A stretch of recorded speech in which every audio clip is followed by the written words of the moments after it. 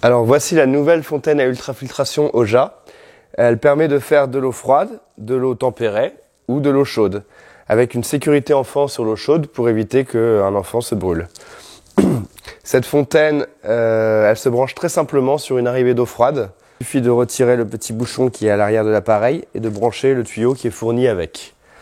Ensuite, vous n'aurez plus qu'à brancher la prise électrique sur du 220 volts et mettre on pour l'eau froide et on pour l'eau chaude. Il y a un petit scotch sur l'eau chaude parce qu'il ne faut pas le mettre en route tant qu'il n'y a pas de l'eau déjà dans la machine. Sinon, ça chauffe dans le vent et ça risque de faire brûler le système.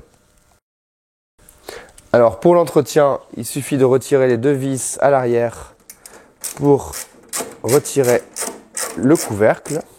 Une vis.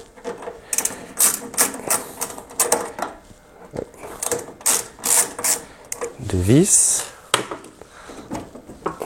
Hop. Le couvercle se retire. Hop. On peut ainsi sortir l'ensemble des filtres. Hop là, comme ça.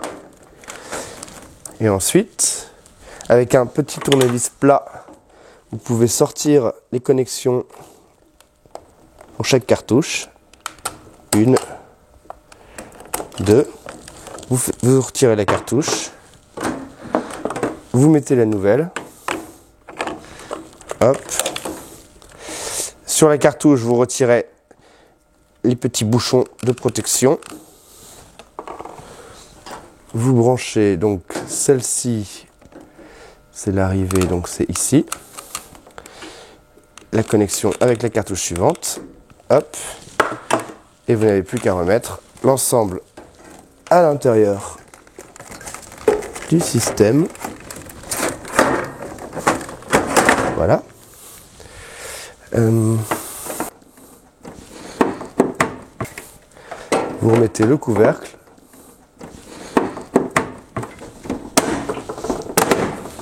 Voilà. Et les deux petites vis.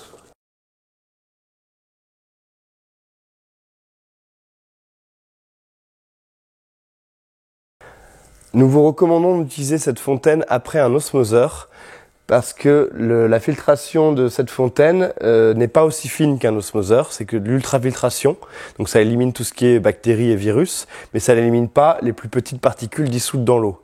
C'est pourquoi nous préférons vous recommander de l'installer derrière un osmoseur afin que la filtration ne serve que de protection en cas de stagnation de l'eau dans le réservoir de l'osmoseur. Ainsi, vous aurez de l'eau la plus pure possible, froide, chaude ou tempérée.